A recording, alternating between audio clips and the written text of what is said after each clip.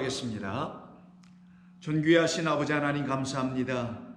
아버지께서 거룩하시고 존귀하시기에 저희도 거룩하고 존귀한 주의 자녀들인 줄로 믿습니다. 주의 말씀이 저희 안에 생명이 되고 하나님의 놀라운 사랑이 되어 들어와 있기에 우리가 주의 사랑받은 주의 백성으로 살고 있사오니 이 모든 것은 아버지 하나님의 은혜인 줄로 믿습니다. 오늘도 주시는 말씀을 통하여 하늘의 백성으로 지어지길 원하는 아버지의 뜻이 다 이루어지게 하여 주옵소서. 예수님의 이름으로 기도드립니다. 아멘. 하나님 말씀 나눕니다. 계속해서 누가복음 2장 1절로 6절입니다. 함께 읽겠습니다. 그때 가이사 아우구스도가 영을 내려 천하로 다 호적하라 하였으니 이 호적은 구레뇨가 수리아 총독이 되었을 때에 처음 한 것이라. 모든 사람이 호적하러 각각 고향으로 돌아가매 요셉도 다윗의 집 족속이므로 갈릴리 나사렛 동네에서 유대를 향하여 베들레헴이라 하는 다윗의 동네로 그 약혼한 마리아와 함께 호적하러 올라가니 마리아가 이미 잉태하였더라. 거기 있을 그때에 해산할 날이 차서 첫 아들을 낳아 강보로 싸서 구유에 누였으니 이는 여관에 있을 곳이 없음이로라. 아멘. 우리는 계속 같은 본문 2장 1절로 6절 중에서 특별히 우리가 지금 집중해서 보고 있는 것은 첫 아들을 낳아 강보로 쌓았다라는 예수님의 낳으심을 놓고 첫 아들이라는 말씀을 성경이 놓치지 않고 이렇게 강조하여 말하고 있는 그 이유에 대해서 우리가 살펴보고 있습니다. 그것은 다름 아닌 결국은 저와 여러분들을 위한 말씀인 것이죠. 저와 여러분들을 하나님께서 당신의 첫 번째의 것들로 하나님께 속한 당신의 백성들로 삼아내시기 위해서 당신의 아들 그리스도 예수를 이렇게 첫 아들로 보내주심으로 말미암아 그를 장자로 우리에게 보내주심으로 말미암아 그로 말미암아 우리가 어떻게 하나님의 그와 같은 아들 그리스도 예수와 같은 아들, 그래서 그가 장자이신 것처럼 우리도 그와 같은 장자 되게 하시려고 하시는 그 뜻이 어디에 담겨 있는 것이며 누구를 위한 것인지를 알게 해주시려고 이와 같은 첫 아들이라는 맏아들에 대한 이야기를 쓰고 있음을 우리가 좀 더 세세하게 살펴보고 있습니다. 그래서 우리가 이와 같은 모든 것은 하나님의 언약과 약속 안에 이미 담아져 있는 것이기에 구약을 통해서 우리가 좀 살펴보았던 것이죠. 오늘은 그 세 번째 시간으로요. 계속해서 야곱의 12아들 중에 요셉의 이야기를 좀 살펴보도록 하겠습니다.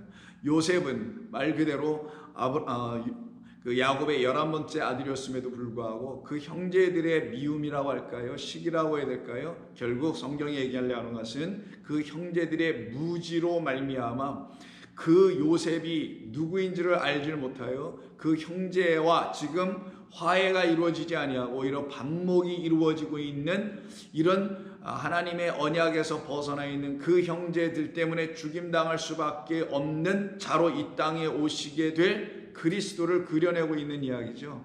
그래서 그가 구덩이에 던져진 것이고 바로 우리 때문에 우리 주님께서 무덤에 들어가실 수밖에 없었던 것과 같은 이치인 것입니다.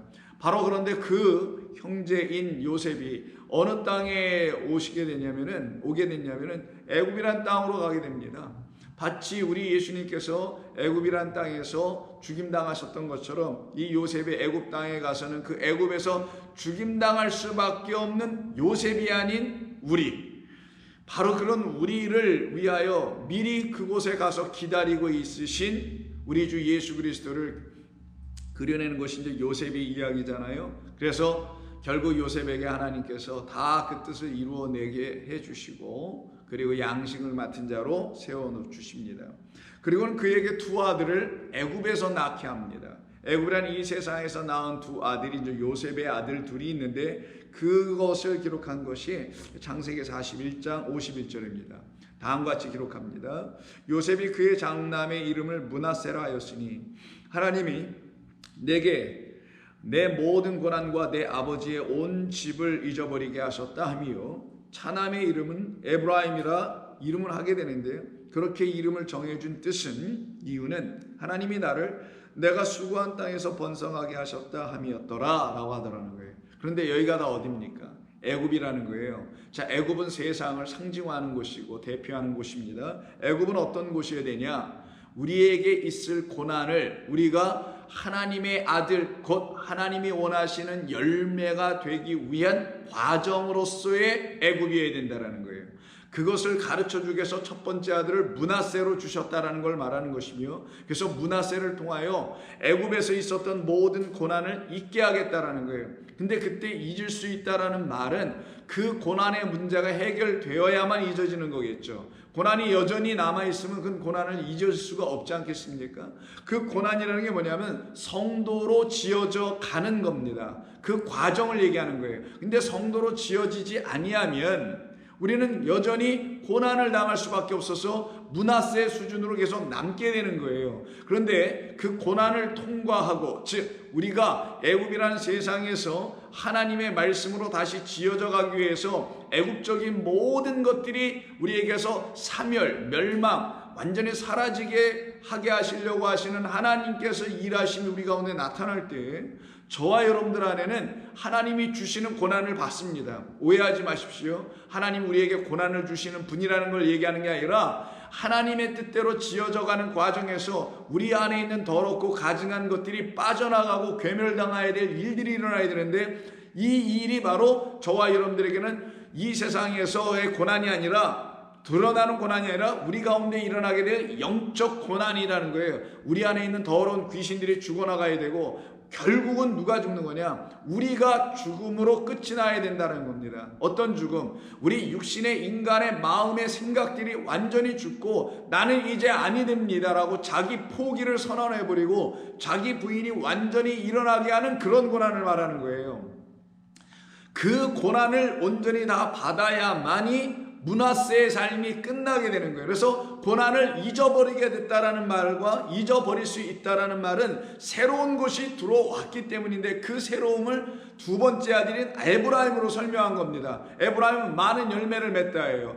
진짜 많은 열매를 맺는 건데 어떤 열매를 맺냐? 하나님이 원하시는 그 열매로 우리가 다시 맺혀지는 거예요. 어느 나무에서? 생명나무에서 열매를 맺어야 되는 거예요. 말 그대로 포도나무에서 주님과 함께 그 가지에 붙어 있어야만이, 가지로 존재해 있어야만이 열매를 맺는 것과 같은 것입니다. 그 일이 일어나면 그때 애굽에선 어떤 아들로 다시 우리가 살아가게 되는 거냐? 바로 에브라임이라는 아들로 살아가는 거예요. 그래서 므낫세는 잊어버리고 떠나가 버려야 되는 거고 에브라임만 나오는 거예요. 에브라임으로 다시 살아나는 거예요. 이건 두 아들에 대한 이야기지만 사실 저와 여러분 한 사람 한 사람에게는 한 사람 각 사람을 향한 이야기, 각각의 한 사람 한 사람의 영혼에 이 두 차원의 아들들이 있어야 한다는 걸 가르치는 겁니다. 먼저는 므낫세의 삶이 시작되어야 될 수밖에 없는 거고, 그리고 그 끝에서 하나님의 승리가 일어나면은 우리는 죽고 끝나는 것이고 부인되고 끝나고 사람 생각 끝나게 되는 거니까 에브라임의 삶으로 다시 부활하여 나오는 거예요. 자, 이 이야기를 지금 요셉의 아들들을 통해서 다시 쓰고 있는 거니 여기에서도 장자, 차자의 문제가 드러나지 않을 수가 없겠죠. 그래서 요셉이 자기 아버지가 이제 연로하셔서, 야곱이죠, 돌아가시기 얼마 남지 않은 것 같아서 병문안을 갈 때 자기 두 아들 므낫세와 에브라임을 데리고 아버지께로 갑니다. 근데 그때 아버지가 덥석 앞뒤 상황 하나도 없이 마치 말하는 듯한 말을 그 아들 요셉에게 하기를 48장 5절에서 이런 얘기를 해요. 내가 애굽으로 와서 내게 이르기 전에 애굽에서 내가 이미 먼저 낳은 두 아들 에브라임과 므낫세는 내 것이라. 근데 이때 야곱이 하는 말을 들어보면은 장자가 므낫세임에도 불구하고 차자가 에브라임에도 불구하고 그것을 모르지 않음에도 불구하고 야곱은 의도적으로 장자의 이름 므낫세를 먼저 언급하지 아니하고 누구를 먼저 이야기하냐면 차자인 에브라임을 먼저 언급하더라는 거예요. 마치 루벤과 시몬처럼 할 때 루벤과 시몬은 순서가 맞아요. 루벤이 장자, 시몬이 다음으로 가는 겁니다. 근데 이 에브라임과 므낫세에서는 이렇게 순서를 바꿨다라는 것은 에브라임이 루벤처럼 장자라고 하는 것을 이미 야곱은 그의 마음에 갖고 있었던 것이고 므낫세는 시몬처럼 차자라는 걸 얘기해 준다는 것을 의미하죠. 그러면 왜 야곱은 이렇게 차자와 차자를 이렇게 엇바꾸고 순서를 바꿔놓은 이유가 뭘까? 다른 데에 있지 않습니다. 바로 이와 같은 이유 때문에 있는데, 그것은 바로 그들을 자신의 소유로 삼으려고 하는 거예요. 6절 보세요. 이들 후에 내 소생은 내 것이 될 것이며 그들의 유산은 그들의 형의 이름으로 함께 받게 되지만 그 두 아들은 내 소유다라고 하여 4절에서 미리 얘기했죠. 내게 이르시되 누가 하나님께서 내가 너로 생육하고 번성하게 하여 내게서 많은 백성이 나게 하고 이 땅을 내 후손에게 주어 영원한 소유가 되게 하리라 하고 내가 낳은 두 아들은 내 것이라 지금 얘기해 버린 거잖아요. 그러니 왜 야곱이 그 두 아들을 자기 것으로 얘기하려고 한 이유가 뭘까?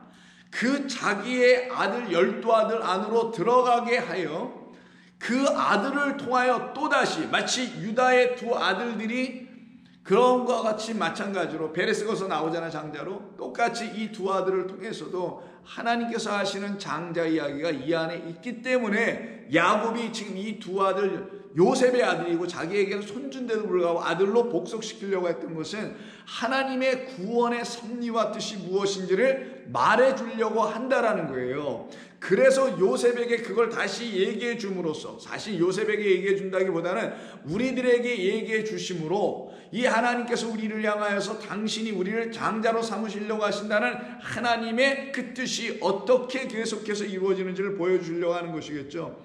그런데 이것을 미리 깨달아 알지 못했던, 이 장자와 차자의 이야기를 하려고 한다는 그 이야기를 알지 못했던 요셉은 아버지가 이제 돌아가시기 전에 자기의 아들 므낫세 장자와 차자 그리고 에브라임을 그 축복해 주길 원하여 아버지 앞에 어떻게 앉혀놨냐면은 오른편, 아버지가 바라보는 입장에서는 오른손이 올라갈 수 있는 그 자리에다가는 장자 므낫세를 앉혀놓죠. 왜? 우수가 올라가야, 오른손이 올라가야 축복이라 생각했으니까요. 그리고 아버지의 왼편 쪽에는 바로 차자인 에브라임을 앉혀놓으면 아버지가 손을 이렇게 편안하게 올려놓으실 수 있고 축복해 주실 수 있겠지라고 생각하여 그렇게 앉게 해놓습니다. 그래서 그것을 기록한 거 13절인데 오른손으로는 에브라임을, 왼손으로는 그렇게 했음에도 불구하고 왼손을 향하게 하여 왼손으로는 므낫세를, 이스라엘의 오른손을 향하게 하여 이끌어 그에게 가까이 나아가며 이스라엘이 야곱이 오른손을 펴서 차남 에브라임에게 반대로 올려놓고 머리에 얹고 왼손을 펴서 므낫세의 머리에 얹으니 므낫세는 장자라도 팔을 엇바꾸었더라. 이런 일을 했어요. 그러니까 이렇게 됐다라는 거죠. 요셉의 생각과 달랐다라는 거죠. 하나님의 생각은 마치 우리의 생각과 다르신 것입니다. 거기에 대하여 아들이 뭐라고 하니까 그 아버지 야곱이 그 아들 요셉에게 다음과 같이 얘기해 줍니다. 18절부터 봅니다. 그의 아버지에게 이르되 아버지여 그리마옵소서. 이는 장자, 므낫세가 장자니 저 올려놓으신 그 에브라임에서 올려놓은 그 오른손을 이쪽으로 옮기셔서 므낫세의 머리에다 올려달라는 그런 얘기를 하는 거예요. 그때 그의 아버지가 19절에서 말하기를 허락하지 아니하며 이르기를 나도 안다 내 아들아 나도 안다. 그도 한 족속이 되며 누구? 이 므낫세도 지금 좌수가 올라가 있는 므낫세도 이와 같이 다 한 족속이 될 거다라는 건 둘이 하나다라는 걸 얘기하는 거예요. 내가 이걸 좀 둘을 분리시키고 누구를 층간시키고 누구를 축복하고 누구를 축복하지 않는 세상 사람들이 알고 당시 문화권에서 알고 있는 그런 장자에 대한 축복에 대한 이야기를 하자는 게 아니라, 그래서 나도 안다 뭐를 너희들이 이 세상에서 생각하는 그건 나도 안다라는 거예요. 그러나 너희가 모르는 걸 내가 보여줌으로 너희로 알게 해주고 싶은 것이 있다라는 걸 지금 야곱이 지금 이야기하려고 하는 거겠죠. 그게 뭔지 한번 들어보실까요? 한 족속이 되며 그도 크게 하려니와, 좌수가 올라갔지만 이도 크게 되려니와 그의 아우가 그보다 큰 자가 되고, 그래서 큰 자를 만드시는 이유는 큰 자가 결국 어떻게 작은 자 아래에 있는 자를 섬기게 해주려고 한다는 거잖아요. 그래서 큰 자는 작은 자를 섬긴다는 게 이미 에서와 야곱 사이에 있었단 말이에요. 큰 자가 작은 자를 정말 섬기게 하는 게 궁극적인 섬김이에요.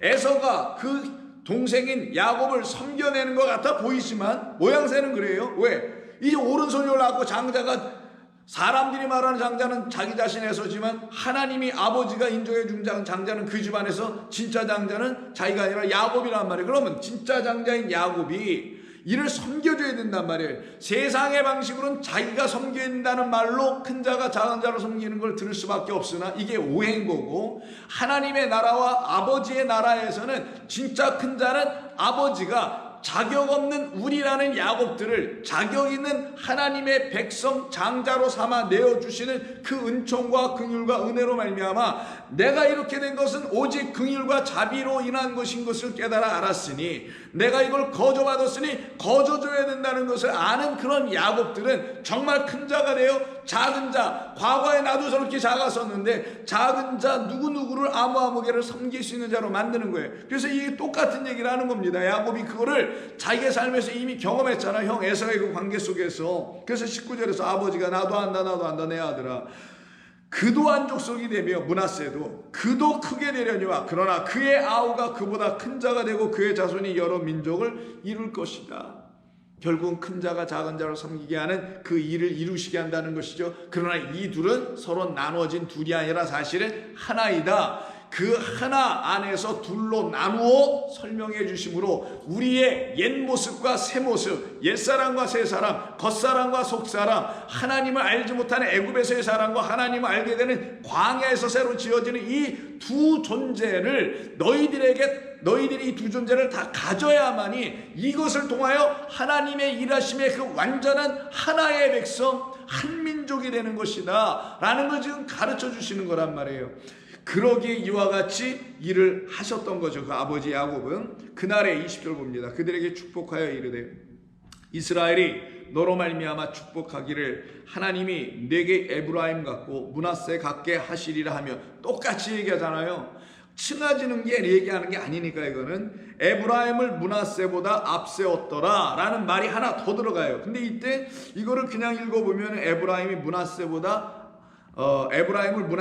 앞세웠다니까 그 므낫세는 자기 뒤로 가고 자기가 넘버원이 되는 이런 느낌이 좀 들죠. 우리말 번역에서는 앞세웠더라 뭐뭐보다니까 앞에 세운 것처럼 이렇게 보여지잖아요. 근데 이 말의 본래 번역은 이렇게 번역할 것이라기보다는 원래는 어떤 거냐면 므낫세와 에브라임을 서로 이렇게 마주보게 서게 하는 거예요.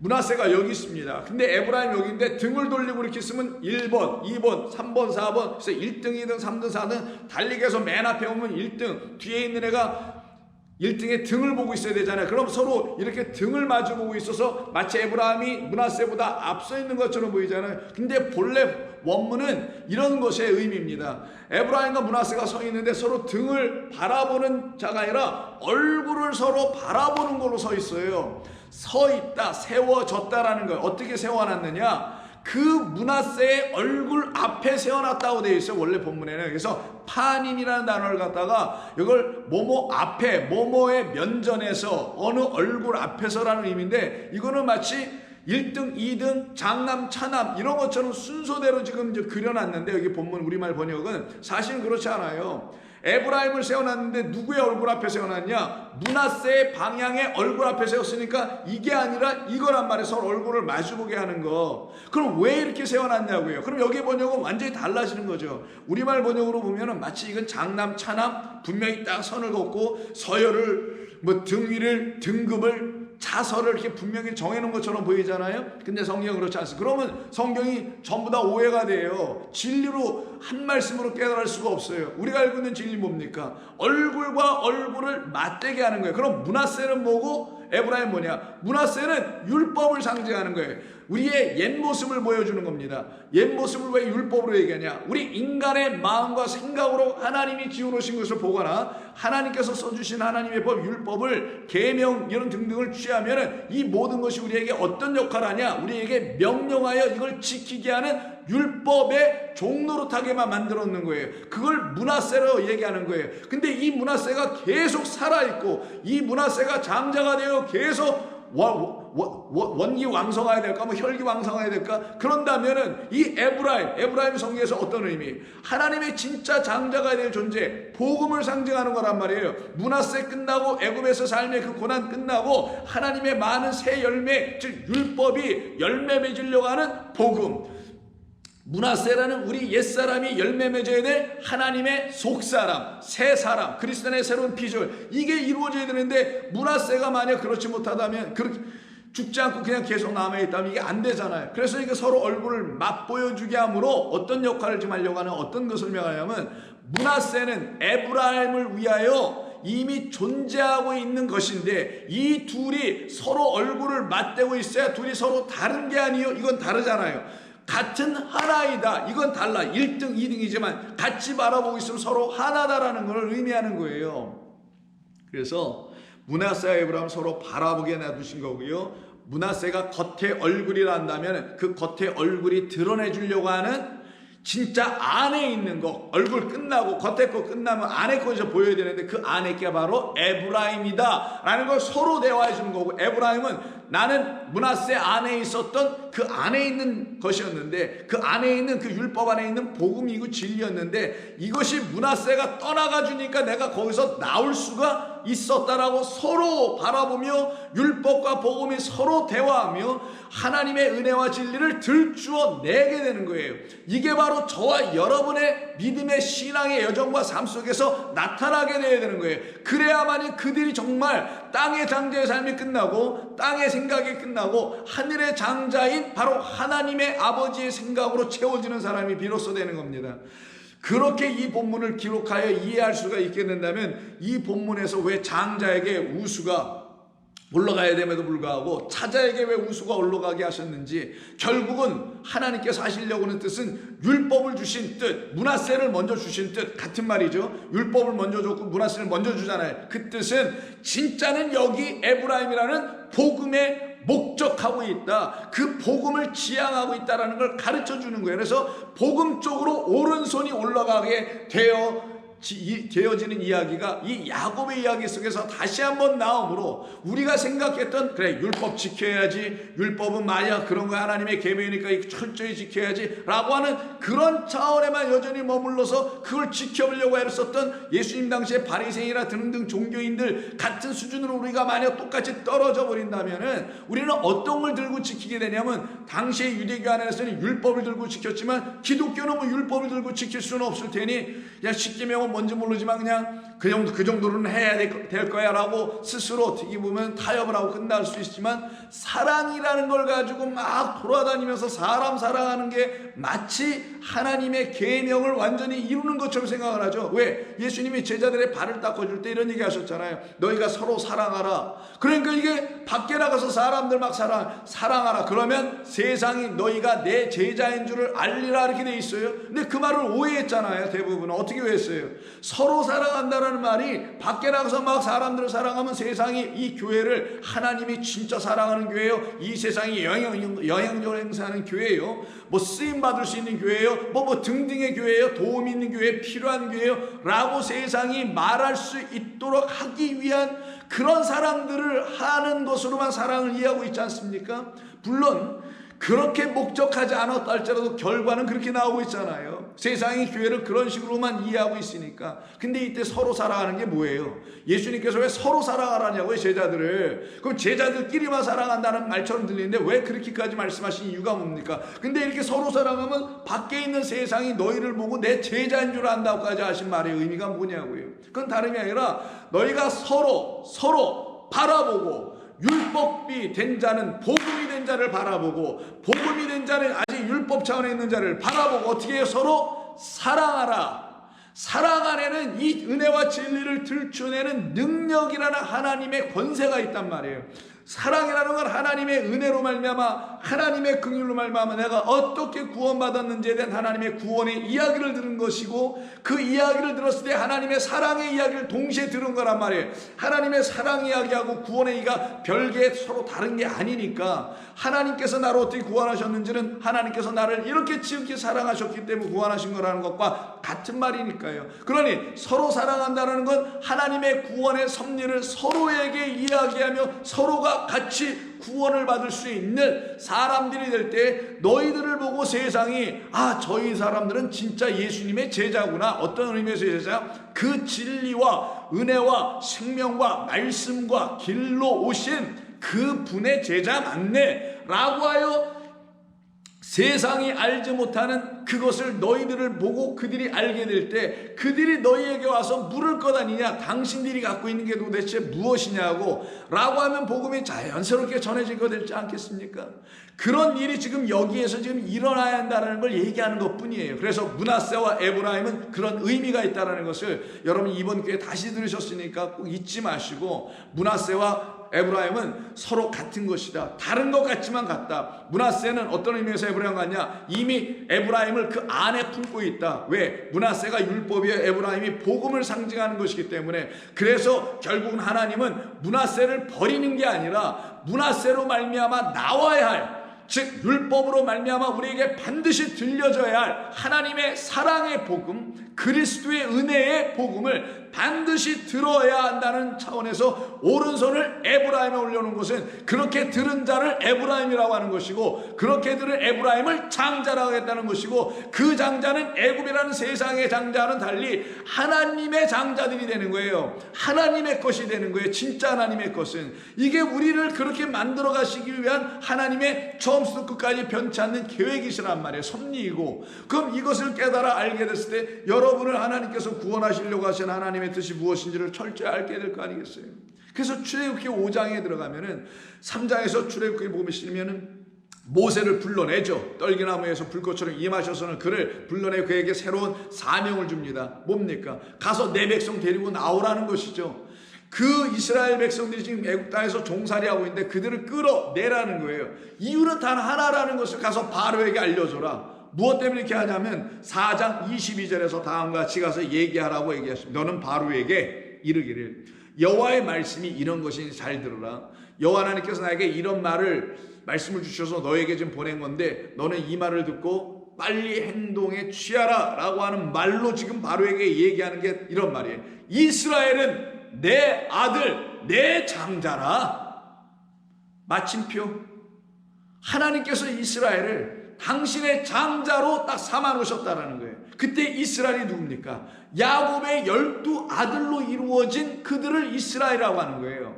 하나님의 아들됨에, 장자됨에, 하나님의 것이됨을 지금 야곱의 이야기 이전 이삭이 낳았던 두 아들인 에서와 야곱서부터, 그리고 유다의 두 아들 쌍태에서부터 지금 요셉의 두 아들이까지 쭉 몇 단계를 거쳐서 우리가 말씀을 나눠 봤을 때 이 장자됨의 개념과 의미가 뭔지를 여러분 이제 아실 수 있지 않습니까? 아, 이 장자는 하나님의 것이 된다는 걸 말하는 거구나. 하나님의 진짜 아들됨을 말하는 거구나. 하나님의 진짜 아들 된다는 것을 가르치시기 위해서 이 땅에서 처음으로 한번 나는 아들 되었던 우리를 끝을 내게 하시고 하늘의 하나님의 아들, 그 아들은 하나님의 첫 번째 것이니 바로 장자라 말씀하시는 것이구나. 이런 장자로 애굽에서 살고 있는 당신의 백성을 끌어내어 당신의 것이라는 걸 선포하여 그들을 당신의 백성 삼으시겠다는 거잖아요. 그리고 23절에서 내가 내게 바로에게 이르기를 내 아들을 이스라엘을 내주어 나를 섬기게 하라 하여도 내가 보내주기를 거절하니 내가 너의 아들 내 장자, 애굽의 장자들이에요. 애굽의 장자라는 것은 애굽 사람들만 말하는 것처럼 보여주지만 여러분들은 진리를 어느 정도 아시니까 전체로 보자고요. 애굽에서 난 사람을 애굽의 장자라고 하는 거예요. 너의 장자라 바로의 장자라는 것은 애굽에서 난 자들, 세상에서 난 자들, 애굽 사람 따로 이스라엘 사람 따로 이렇게 두 민족을 분리하는 게 아니라 애굽에서 다 같이 한번 나요. 어느 누구가 이 세상에서 안 나온 사람이 있어. 다 여기서 났죠. 그걸 갖다가 바로 애굽에서 난 장자들이라고 하는 거예요. 그들 중에 이와 같이 하나님이 하시는 일이 무엇인지 알고 그 앞에서 엎드려서 하나님의 구원의 음성을, 사랑의 메시지를 다시 듣길 원하는 사람들을 놓고 내 아들 12아들 이스라엘이라고 하신다라는 거예요. 둘을 처음부터 나누셨다라는 게 아니라, 자, 그래서 너의 아들 내 장자를 죽이리라. 이게 뭐예요? 애굽에서 난 자들, 땅에서 한번 난 자는 어떻게 해요? 다 죽어야 돼요. 하나님이 죽이시겠다고 해서 죽이시겠다라는 게 아니라 죽기로 되어 있다라는 거예요, 이거는. 근데 그걸 모르면 정말 하나님의 심판에서 죽임당하고 끝나지만 그걸 아는 자는 무트타무트, 정령 죽으리라. 그 죽음이 죽음을 완성하게 만들겠다는 뜻이니까 하나님의 뜻이 우리 가운데 이루어져서 반드시 내게 있어야 될 애굽에서의 장자는 끝나게 해주옵소서라는 걸 알게 된 사람들만 이스라엘의 아들들로 하나님의 장자가 되어 나오게 된다라는 거예요. 그 말의 뜻이 내 아들 내 장자를 죽이리라 하셨다라는 말 속에 담겨 있는 겁니다. 모세가 길을 가다가 여기 읽을 필요 없고, 바로 이와 같은 일이 모세를 불러서 바로에게 보낼 때 그가 바로에게 가서 그 같은 말을 대신 전해주게 되죠. 결국 어떻게 합니까? 너의 장자도 죽일 거야. 말 안 들으면. 무슨 말? 내가 너희에게 보여주는 10개의 표적을 가지고 너 애굽을 떠나지 아니하고 그 표적을 봤음에도 불구하고, 그게 전부 다 재앙입니다. 재앙이라는 표적을 통하여 하나님의 은혜의 표적을 너희가 만나고 봐야, 발견해야 하는데, 재앙만 시컷 보고 그 안에 담겨있는 하나님의 은혜와 구원과 사랑의 표적이 너희들 눈안에서 발견되지 않으면 너희들은 마지막 재앙, 그 재앙으로 여기서 죽고 끝나. 그러나 그 재앙을 제대로 받고 어떤 것으로? 하나님의 나를 향한 구원과 은혜의 섭리가 담겨있는 사랑의 표적으로 다시 그걸 바라보게 되면은, 아, 이거는 나를 구원하시려고 하시는 거구나. 그래서 껍데기는 이 땅에 남겨놓고 내 안에 있는 하나님이 부어주신 그 생명 영만이 하나님께로 나아가야 되는 거구나 철저히 안 사람들은 바로 출애굽을 하게 되는 거예요. 그래서 마지막 10번째 재앙이 바로 처음 난 것들은 짐승이건 사람이건 물어나고 다 하나님께서 죽이신다라는 그 말씀, 이 땅에서 누구든지 태어난 존재는 다 죽는다라는 그 말씀을 그대로 이루어 가시는 거예요. 그래서 그것을 통하여 깨달은 사람은 하나님, 이 땅에서 한 번 나고 죽는 것으로 끝나는 게 아니라 그 죽음으로, 무트로, 다무트, 다른 죽음을, 내 안에 있는 진짜 죽음을 다 이루어 주세요. 나의 육신에 죽어가는 이 이야기라는 하나님이 정해놓으신 육신의 죽음을, 이야기를 가지고 내 안에서 정작 죽어야 될 영적 사망에 대한 이야기를 하나님은 가르치셔서 내 안에서 그 죽음까지도 이루어 주세요. 이게 진짜 죽음의 완성이에요. 육신으로 죽는 건 누구나 안 죽어요. 그러나 그 죽음을 표적으로 보고, 아, 내 안에서 정작 죽어야 될 것을 가르치시는 하나님의 죽음의 이야기가 따로 있구나. 그거는 뭐냐? 하나님의 말씀을 하나님의 영으로 듣지 않고 하나님의 마음과 생각으로 듣지 않으면 하나님의 말에 순종이 안 돼요. 그걸 알아듣지 못해. 그래서 자기 마음대로 망령되게 그 말을 지키고 행하는 것으로 끝나게 돼. 이게 바로 나시 그 옛뱀, 그 에덴 동산의 뱀이 여자를 유혹하고 남자애까지 그 선악지식의 나무 열매를 먹게 한 사건 아니겠냐고요. 그것이 끝나지 않게 되더라는 거예요. 그러면은, 근데 이걸 끝나게 하시는 이야기가 바로 이 죽음이라는 영적 죽음이에요. 그러니 그 잘못되게 하나님의 말씀을 취하고 불순종의 상태에 떨어져 있는 나라는 영혼이 갖고 있는 그 사망을, 이 육신의 사망을 통하여 보게 하실 때 본 자들은 반드시 내게서 사라져야 되고 내게서 죽어야 될 사망은 바로 내 안에 있는 이 영적 불순종과 하나님의 말씀을 하나님의 마음과 생각과 영으로 깨달아 알지 못하고 있는 이 차원의 것들이 몽땅 다 죽어나가야 되네요 라는 걸 철저히 시인하고 고백하게 되는 겁니다. 이 차원의 사망을 이루어내기 위해서 이 장자의 죽음에 대한 선언을 해놓으신 거예요. 그게 어떤 장자? 애굽의 장자, 곧 의미로서는 땅에서 한 번 난 자, 우리 육신으로 살아가고 있는 자, 육신의 생각으로 가득한 그 장자들의 완전한 죽음입니다. 이 죽음을 지금 가르치시는 거예요. 그 죽음에서 이들을 살려낼 수 있는 유일한 또 다른 죽음이 하나 있는데, 그게 어떤 죽음? 너희들의 그 죽음의 자리에 너희들의 그 죽음을 완전히 영적으로 완전히 완성하고 나의 백성으로 너희들을 완전히 삼기 위하여, 장자 삼기 위하여 어린 양의 죽음이 너희들에게 뒤따라올 것이다. 그 죽음을 하나님의 약속과 언약 안에서 우리에게 주기로 넘겨주기로 한 하나님의 뜻이고 하나님의 사랑의 표적이고 은총의 표적이라는 것을 너희들이 알 때는, 그 어린 양을 내가 내줄 때 너희들은 어린 양의 피를 너희들은 반드시 내 명령대로 문설주와 임방에 다 바르게 될 것이야. 근데 그렇지 않냐고, 우리가 뭐 이 세상에다 한 번 죽고 살다 끝나는 거지, 우리 안에 또 다른 어떤 죽음이 일어나야 되는 게 뭐예요? 나 그런 관심 없어요 라고 사는 자들은 그 또 다른 죽음을 끝내고 내 안에 영원한 하나님의 생명인 영의 생명, 말 그대로 하나님의 생명, 영생을 주시려고 하시는 어린 양의 죽음으로 이 사망 끝내고 생명 주시려고 하는 이야기를 받아들이지 못하는 자와 받아들이는 자, 이렇게 확 나눠지게 된단 말이에요. 나눠질 때 받아들이는 자들을 이스라엘 하나님의 백성이라고 불러주시는 거고, 그렇지 않은 자는 이 물속에 빠져 죽게 되는 노아 홍수 때처럼 똑같이 홍해 바다에서 다 수장되는 걸로 끝나게 되는 거란 말이에요. 이게 심판이에요. 그래서 결국은 11장에 가서 보시면은 재앙을 내리시는 이야기가 나오는데, 그 재앙은 어떤 재앙이냐면 마지막 재앙으로서 장자를 죽이시는 재앙이죠. 5절. 애굽 땅에 있는 모든 처음 난 것은 왕위에 앉아 있는 바로의 장자로부터 맷돌 뒤에 있는 몸종의 장자와 모든 가축의 처음 난 것까지 다 죽이니, 여기서 보면 처음 난 것, 장자 이렇게 두 마리 있죠. 근데 이게 같은 단어입니다. 우리가 이전에 이미 살펴봤던 베코르라는 단어예요. 이게 베코르 바타르에서 나왔다 그랬죠. 열매를 맺는 거, 새 열매를 맺는 겁니다. 새 열매를 맺는 존재들로 내가 만들 거야가 당신의 첫 번째 난 것으로 취한다라는 거예요.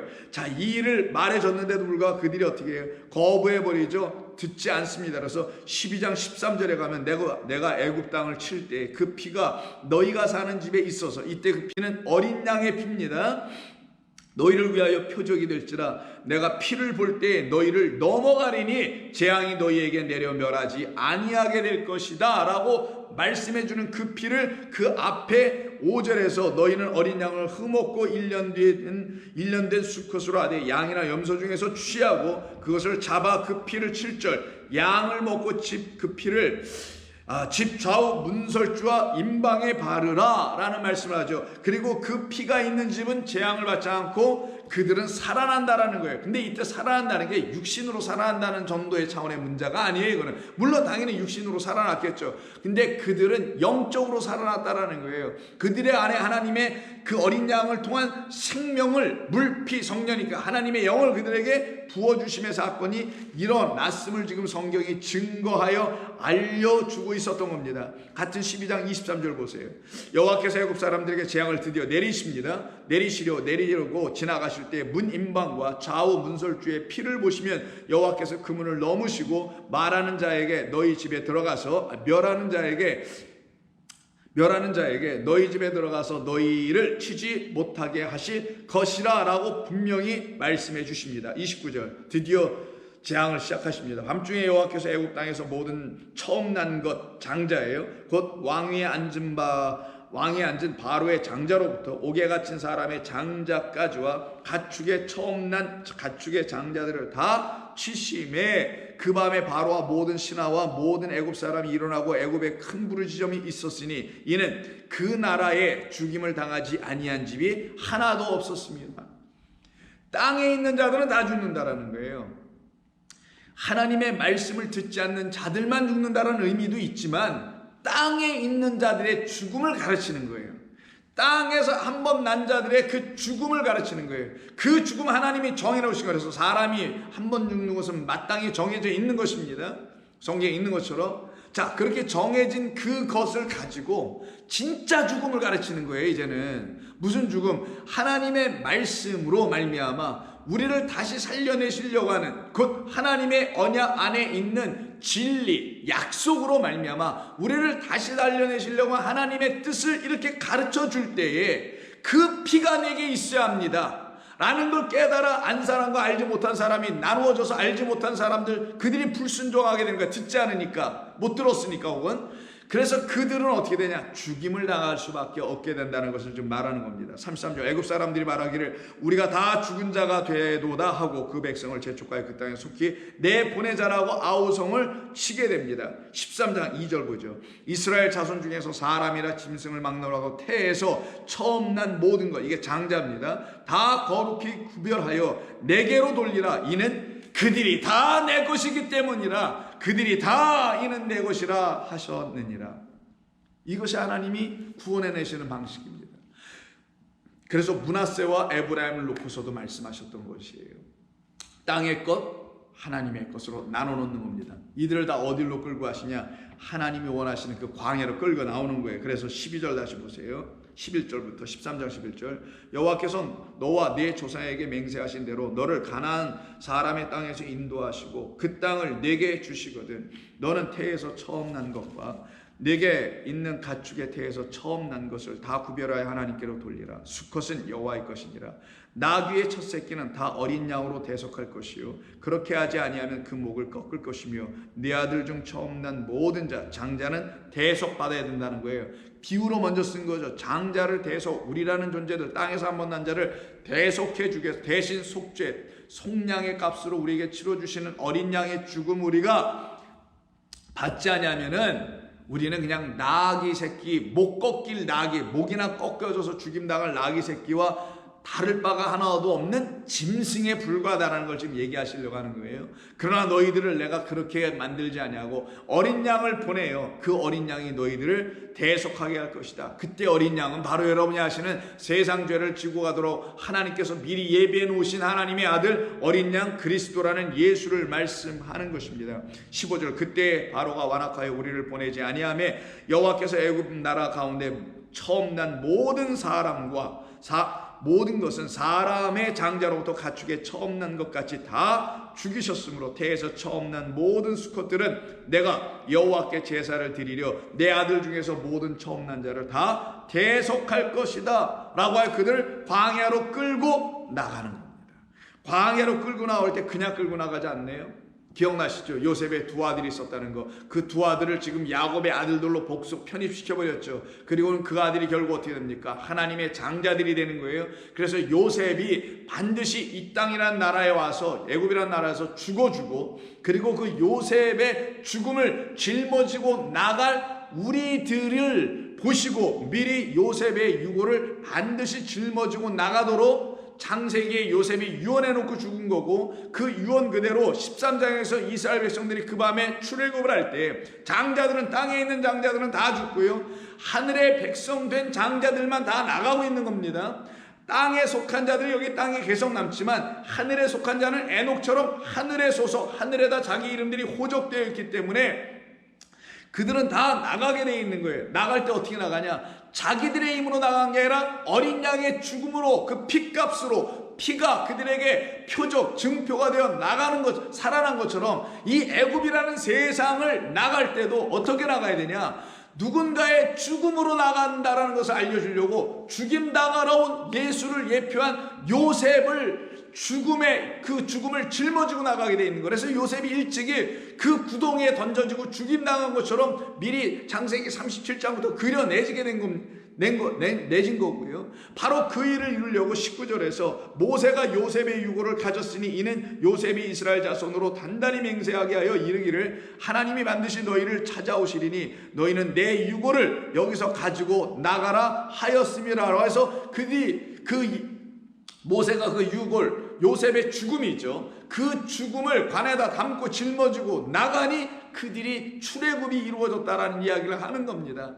그들 스스로 나간 게 아니라 하나님의 약속과 언약대로 그 죽음이 그들에게 표적으로 있어야 되는 거예요. 그럼 자기들의 죽음은 자기 스스로 죽음으로 된 게 아니라 다른 이의 죽음이 자기들에게 표적이 되어 그 표를 들고 나갔다는 거잖아요. 우리가 아무리 뭘 죽으려고 흉내내는 게 아니에요. 사람 생각을 여러분 스스로 죽이려고 죽지 않습니다. 인간의 생각 안 끝나게 돼 있어요. 어떤 죽음이 오기 전에는 어떤 표적이 없으면 요셉이라는 죽음의 표적이 없으면 다른 말로 하면 우리 주님 예수님의 죽으심이란 십자가가 뭔지를 알지 못하면은 여러분들은 맨날 죽은 척 죽은 신용만 하게 돼 있어요. 자기 부인 하라니까 자기 부인 하는 척만 하거나 하는 것처럼 착각을 하게 되는 거예요. 근데 그런 모든 게 다 끝이 나야 된단 말이에요. 그런 것조차도. 그러려면 어떻게 되냐? 진짜 우리 주님의 죽으심을 여러분들이 깨달아 알아야 되는 거예요. 왜 우리 주님 십자가에서 고난당하시면서 죽으실 수밖에 없는지를 철저하게 깨닫고는 그래, 이런 나 때문에 그러신 거구나. 그러니 내가 믿음 약속 그대로 그리스도의 십자가를 바라보고 그 십자가가 내 십자가여야 된다는 사실을 깨달은 사람들만 똑같이 그 죽음을 경험하고 세상에 대해 완전히 끝을 내고 나오게 되는 거예요. 이것이 지금 출애굽에서 일어나는 일입니다. 그러면 요셉의 죽음으로 그들이 짊어지고 나가면 누구로 살아나는 거냐? 그리스도라는 예수로 완전히 다시 이 백성들이 다시 살아나게 된다는 걸 가르치려고 하는 겁니다. 이렇게 해서 이들이 나간 곳이 어디입니까? 광야로 나간 거예요. 광야로 나가게 하셨던 이유는 애굽에서 지어질 자들이 아니라 광야라는 하나님의 말씀과 영과 물이라는 말씀이 있는 그곳에서 이들이 다 새로 지어져야 하기 때문인 거예요. 그래서 이것을 잘 깨달았던 시편의 기자 중에 하나인 시편 78편을 기록한 기자는 51절부터 다음과 같은 이야기를 합니다. 시편 78편 51절. 애굽에서 모든 장자 곧 함의 장막에 있는 그들의 기력의 처음 것을 치셨으나, 이때 함은 바로 애굽을 상징하는 노아의 아들을 이야기하는 겁니다. 함의 장막에 있는 그들의 기력을 처음 것, 이게 장자를 의미하죠. 다 치셨으나 그가 자기 백성은 양같이 인도하여 내시고 광야에서 양떼같이 지도하셨도다 라고 말씀해요. 그럼 광야에서 양떼같이 지도하셨다라는 말은 애굽의 장자를 끝을 내시고 광야에서 그 이스라엘 백성들이라는 하나님의 백성들이 될 사람들을 하나님의 장자로 만드셨다라는 걸 말하는 거예요. 거기가 어디냐? 광야라는 거예요. 광야는 무슨 고난의 상징, 외로움의 상징, 이런 게 아니에요. 광야는 우리가 새로 지어져야 할 곳, 하나님의 성전을 말하기도 하고 그리스도 예수 안을 말하는 겁니다. 그 참된 성전을 말하는 거예요. 거기가 우리가 살 곳이요, 애굽이라는 이 세상 성전은 우리를 계속 사망 가운데 머무르게 하는 곳이라는 것을 성경이 말씀하는 거예요. 그래서 예레미야 31장에서 예레미야 선지자도 다음과 같은 말을 합니다. 1절 여호와의 말씀이니라. 그때 내가 이스라엘 모든 종족의 하나님이 되고 그들은 내 백성이 되리라. 여호와께서 이같이 말씀하시니라. 칼에서 벗어난 백성이 광야에서 은혜를 입었나니, 이때 칼, 사망, 죽음을 상징하는 그 10가지 재앙에서 벗어났다라는 거예요. 그 벗어난 백성이 광야로 나와 그곳에서 하나님의 은혜로 하나님의 양처럼 양육받지 않습니까? 그런 것을 얘기하는 거예요. 광야에서 은혜를 입었나니 곧 내가 이스라엘로 안식을 얻게 하러 갈 때라. 옛적에 여호와께서 나에게 나타나사 내가 영원한 사랑으로 너를 사랑하기에 인자함으로 너를 이끌었다 하였노라. 이것이 하나님께서 하신 일이었다라는 걸 이스라엘 백성들이 에레미야 시대 당시에도, 출애굽을 한 이후에도, 한 600년 뒤에도 다 모조리 까먹은 거예요. 몽땅 다 600년이 더 되네, 한 1000년 이후에 다 까먹게 됩니다. 이런 일이 지금 벌어진 거예요. 거기에 대하여 하나님은 끊임없이 말씀하시는 그 하나님의 음성과 마음을 알게 됐던 에레미야 같은 선지자들은 에레미야와 같이 다음과 같이 이야기합니다. 9절 그들이 울며 돌아오리니 나의 인도함을 받고 간구할 때 내가 그들을 넘어지지 아니하고 물 있는 계곡의 고든 길로 가게 하리라. 나는 이스라엘의 아버지요 그리고 에브라임은 나의 장자라 라고 얘기하세요. 그래서 요셉 때, 야곱 때 에브라임과 므낫세를 놓고 에브라임을 당신의 장자라고 그렇게 정해 놓으셨던 이유가, 이렇게 당신은 끊임없이 그 므낫세적인 모든 것을 끝내고 잊어버리게 하시고 하나님의 은혜와 구원의 이야기로 가득 차여진 에브라임으로 우리를 세워 가시려고 하신 것이죠. 그것이 하나님의 뜻이었던 겁니다. 그래서 똑같이 양들에 대한 이야기를 10절 11절에서 말하죠. 이방들이여 너희는 여호와의 말씀을 듣고 먼 섬에 전파하여 이르기를 이스라엘을 흩으신 자가 그를 모으시고 목자가 그 양떼에게 행함같이 그를 지키시로다. 여호와께서 야곱을 구원하시되 그들보다 강한 자의 손에서 속량하셨도다. 그러니 너희들은 어떤 자들이냐? 참으로 하나님의 복된 자들이라는 거예요. 이 복된 자들의 마음에는 이제 세상이라는 율법 바로가 내준 걸로 채워지는 것이 아니라 광야에서 반석을 깨어지고 그 위에서 쏟아져 나오는 물로 말미암아 채워진 자들. 그래서 하나님의 거룩한 성전에는 항상 물이 쏟아져 나오죠. 성령의 거룩한 전이 된 자들도 그 마음 심령 중앙에서부터 성령이 강처럼 흘러 넘쳐나오게 되는 것과 똑같이 12절에서 뭐라고 하냐? 그들이 와서 시온의 높은 곳에서 찬송하며 여호와의 복 곧 곡식과 새 포도주와 기름과 어린 양의 떼와 소의 떼를 얻고 크게 기뻐하리라. 그 심령은 물된 동산 같겠고, 물이 가득 찬 동산은 에덴 동산밖에 없습니다. 에덴 동산을 성전이라고 했죠. 그곳에서는 온 세상 네 갈래를 향하여 물이, 진리의 말씀이 흘러 내려가게 되는 그 하나님의 동산, 영원한 성소 그리스도를 말하는 거예요. 그와 같이 우리도 하나님의 말씀이라는 성령을 물로 진리로 가득 채운 동산 같겠고, 그러니 근심이 없으리로다. 율법은 우리에게 근심을 주거든요. 왜? 죄와 사망의 법만 가르쳐 주니까. 근데 복음으로 그걸 바꾸어 들을 수 있도록 성령이 내 안에 충만하시면 그때는 근심이 끝나고 눈물도 끝나고 기쁨과 희락과 평안만이 우리에게 넘친단 말이에요. 이게 육의 생각과 영의 생각의 나눠짐 아닙니까?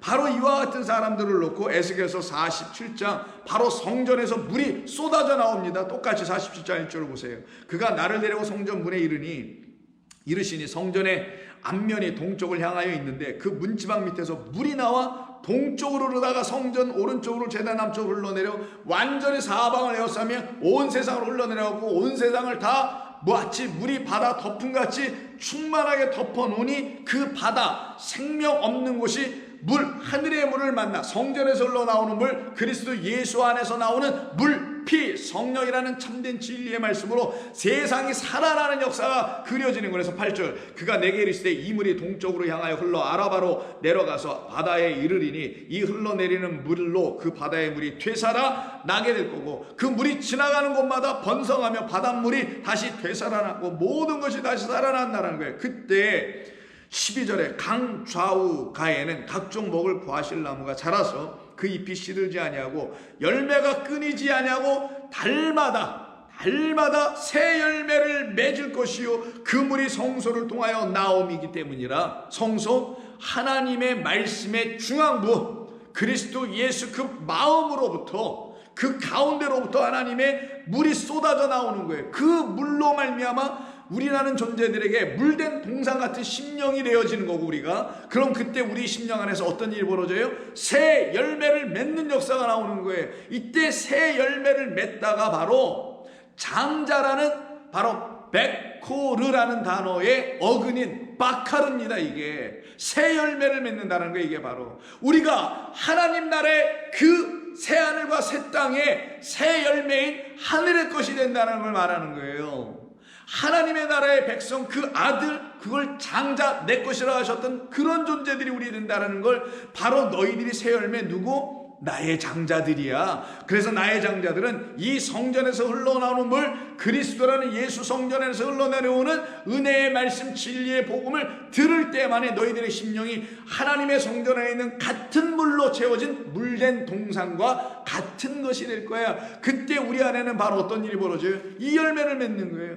그래서 이 열매를 맺게 하시려고 이 땅에 죽임당하러 오신 그리스도 그 생명나무가 우리 가운데 세워지게 하시는 역사를 통하여 우리가 그와 함께 연합하게 되니 같이 십자가에 못 박혀 죽게 되니 우리가 어떻게 해요? 드디어 열매 맺게 되죠. 그래서 요한복음 15장 1절 2절 보세요. 나는 참 포도나무요 내 아버지는 농부라. 무릇 내게 붙어있어 열매를 맺지 아니하는 가지는 아버지께서 그것을 제거해 버리시리라. 이게 여전히 애굽에 있는 겁니다.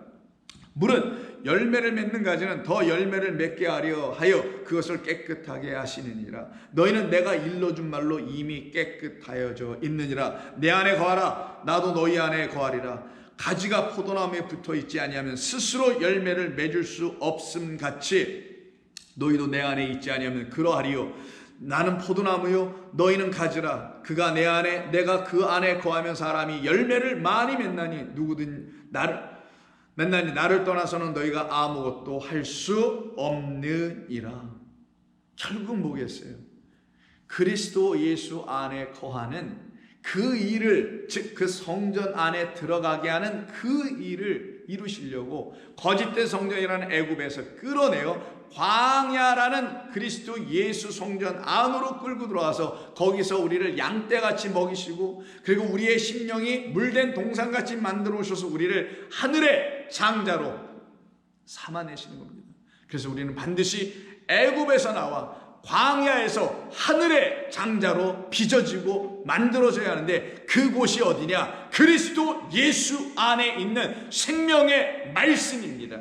그 말씀만이 우리를 광야에라는 그 그리스도 예수 안에서 하늘의 백성으로 지어지는 유일한 곳임을 저는 믿습니다. 믿기에 여러분들에게 이렇게 담대하게 확신을 가지고 전하는 것입니다. 마지막으로 내일은 이 장자에 관한 말씀을 전하는데, 내일은 이제 이 그리스도께서, 그럼 이 어린 양께서 이 땅에 오셔서 이 장자됨을 어떻게 다 그럼 완성하셔서 우리 가운데 어떤 확신과 어떤 장자로 우리를 다 세워놓으셨는지에 대한 말씀을 복음서 기자들과 그리고 서신서를 통해서 바라보며 살펴보도록 하겠습니다. 기도합니다. 하나님 고맙습니다.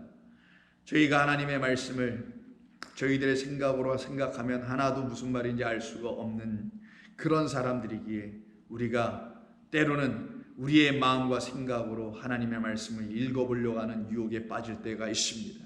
저희들을 그곳에서 건져내어 주셨사오니 이제는 그런 일을 행하지 아니하도록 저희의 영혼을 지켜주시옵소서. 우리로 하여금 우리로 듣지 우리로 읽게 하지 마시고 오직 당신의 영이 부어져서 그 영으로 말미암아 하나님의 말씀을 조금씩 깨달아갈 수 있도록 도우시기 위하여 기다리고 계신 우리 주님을 붙잡고 주님께 간구하며 구하며 살아가는 종들 모두에게는 하늘의 장자들로 다 지어져 갈 줄로 믿습니다. 감사하며 예수님의 이름으로 기도드립니다. 아멘.